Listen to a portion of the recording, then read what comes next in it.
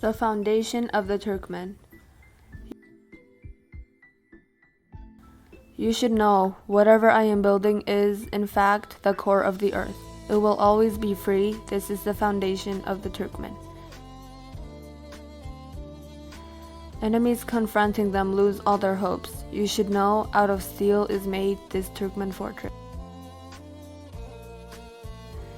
King Solomon, brave Rüstem Uzal, King Jemshit, all wanted to conquer it.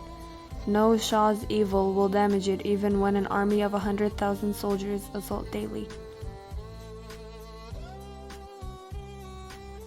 Mountains will learn from it. Its armies stand in rows. Each time when Zulpukar is raised, a young man's enthusiasm increases.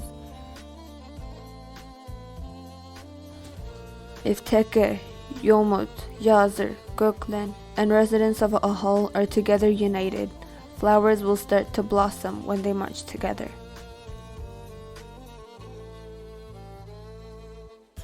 If all Kizilbash are thrown behind mountains and won't sleep at night or dawn, their weeping will be continuously heard.